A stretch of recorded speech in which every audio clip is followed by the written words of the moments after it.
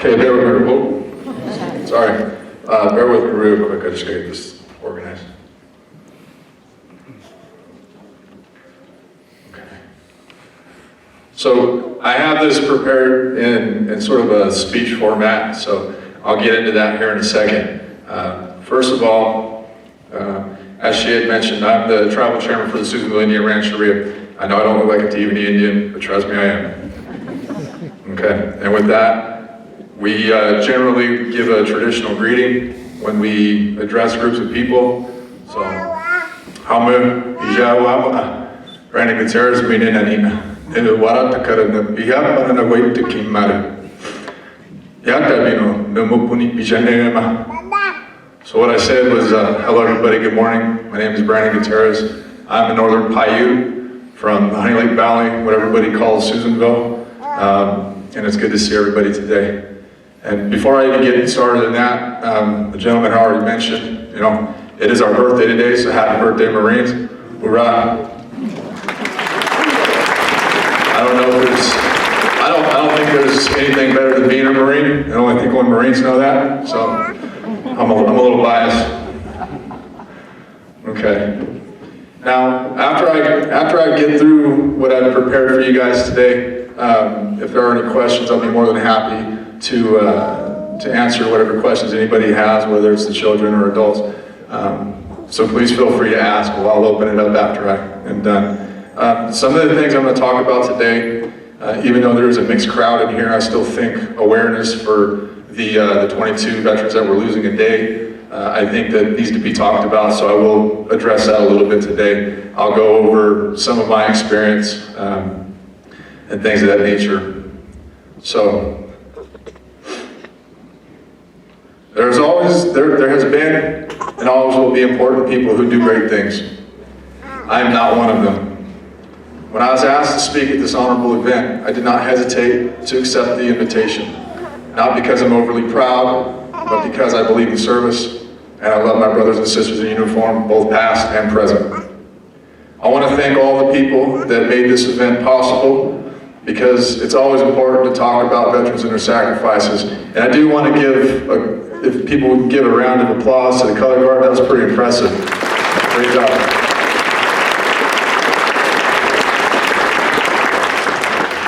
Were it not for their combined efforts, we would not be here today in remembrance of Veterans Day, and to all those who have fallen. Veterans issues are very important to me, and for my generation, we must take time to think about our brothers and sisters that are struggling with readjusting once they come back home. If you have not heard, we are losing 22 veterans a day. And in reality, that number is probably bigger because California, Texas, and I think even Alaska don't report those statistics. This is a very serious issue, and I hope that people continue to talk about it so that awareness can lead to better treatment for those that struggle when they get home.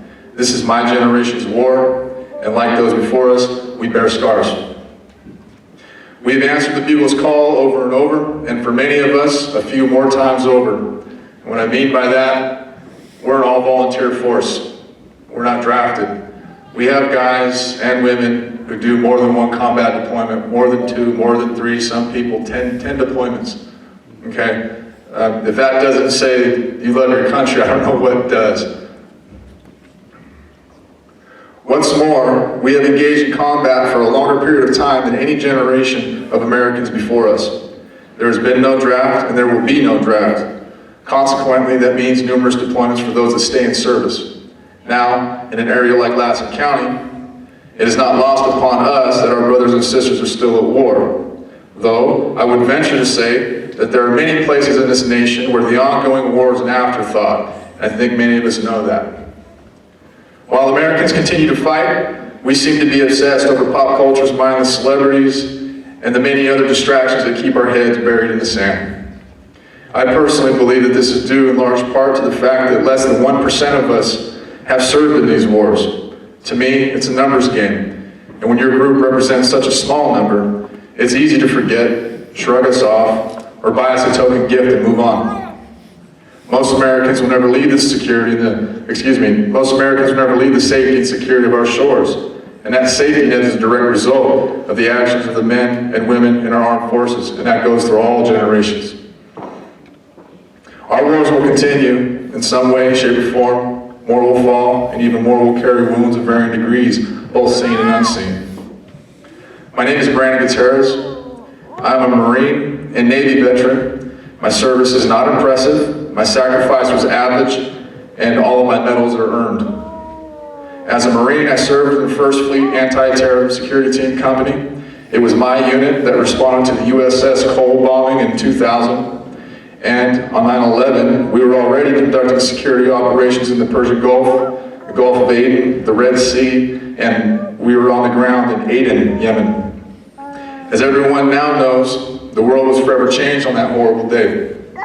What's not so commonly known by the American people is that units like ours already recognized that these escalations and terror attacks were imminent. As a young Marine, I knew war was coming. I wish I could say that I was shocked when the towers went down, but my Marines and I were not. This was the world we anticipated, got intel reports on, and stood ready to confront. As a sailor, I served as an FA-18 plane captain with Strike Fighter Squadron 8-1.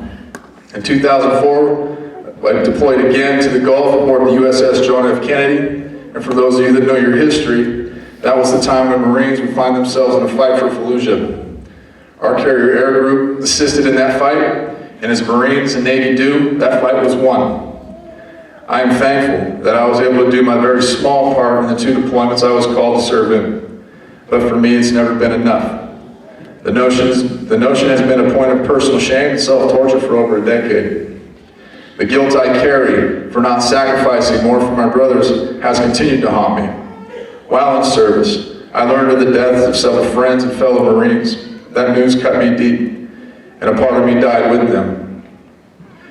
This piece of my spirit will always be buried in the sands and the oceans of the Middle East.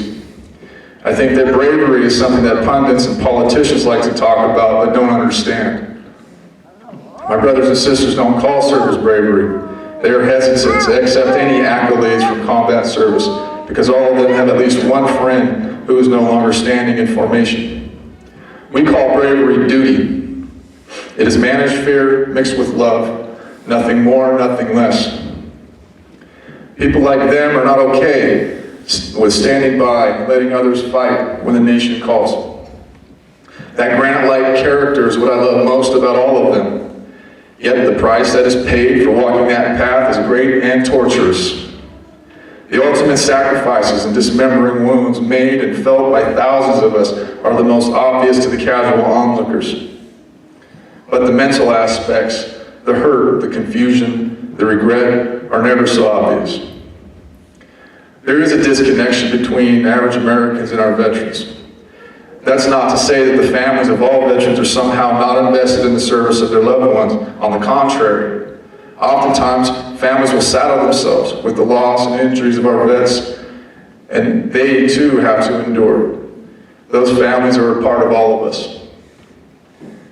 In one of the richest nations in the world, I find it disturbing that our combat veterans have such a difficult time receiving medical care that they have an absolute right to. Why can't we do what is needed to be done in order to heal our warriors? How is it so hard to see that there is another war in America on a daily basis, as I had already mentioned? 22 veterans choose death over life every single day. As I'm speaking to you right now, there may be a man or a woman struggling with inner turmoil. He or she is lost in a pit of things like isolation, grief, guilt, and despair. Somehow it seems easier to just check out because the pain will stop. Don't mistake what I'm saying. By the time I conclude this talk, the deed might be done and that veteran will move on into the spirit world. And he or she will leave behind a grieving family, friends, and a million questions. We cannot ever forget that this is happening, and knowing that, we should do what we can to spread awareness, and that's why I'm talking about it today. We're in a fight, and that is a fight to save the lives of our warriors. To me, that's what Veterans Day is about. They are the best of all of us. In service, they are selfless, considerate, and loving people. I've seen it with my own eyes. They follow orders, they march to the sounds of guns and explosions, and hopefully make it home afterwards. We must recognize that they come home with a need for reconciliation and peace within themselves. Healing must be our domestic weapon. Rage, guilt, and grief are a part of that process, but getting past that piece of the puzzle is different for all of us. I myself have swam in the oceans of despair and self-hate for a long time. I had my own struggles that were a decade long before I finally found peace and a little bit of healing. I failed more times than I can remember, but somehow I made it, and hopefully I will continue to do so. My answer was in my culture and the power of the mountains that surround us. Though my sense of guilt is still with me, and if I could do it all over again, I would be side by side with Corporal Dixon on that day near the Syrian border. My sense of peace is where it needs to be today, but given the chance, I would still go back and I would fall with him. I love Corporal Gibson, Staff Sergeant Burkholder, and all the other men and women I call brother or sister. I miss them, and I hurt for their families. And for what it's worth, I too have questions. We are Marines. We love the Corps, and though we know that death is a gamble once the title is earned, it's far better to be alive. We must honor their memory by being honest about what we see and how we feel about the world and about ourselves. The truth is not pretty, and for you kids, violence is not a video game, and war is not what you see in a movie. We don't seek glory for ourselves. We seek a sense of duty that provides a safety and security for the people we love. That's why we do it. It is a duty we take serious, even in the face of danger. We are human beings, and we can be hurt too. Stop for a minute to realize that as we are sitting or standing here today, our warriors are still fighting overseas. Perhaps you would agree that it would do the American public good to remember that. With those things in mind, and when a veteran returns home, please don't ask awkward questions. It's not important to know, nor is it really anybody's business if he or she's killed anybody, if he or she has seen any children hurt, if friends were lost, or if they regret being in the military. Those are examples of awkward questions. I apologize if anyone feels like I'm being crass, but I am a Marine and we get to the point. Instead of awkward questions, ask that veteran how he or she is doing and if help is needed. Maybe just talk about the day and what you plan to do. Maybe ask them about the Raiders game last night. Now that's a good question. Thankfully they're winning now. Take him or her fishing or to a movie. You see, it's important to get back to living, and by asking them to relive experiences that you do not share, well, that means you're doing your part to keep the wounds open. It is my opinion that if you've not chewed the same dirt, or if you're not a healthcare provider, mother, father, wife, husband, or child of that veteran, keep the combat questions to a 0. Let's heal our warriors by not insisting that they remain engaged in combat. I love the Marine Corps. I love my family, my lady, and my son. I love the bow hunt, spend time in the timber. I love my people, and I love life. It is precious, and it can be over in an instant.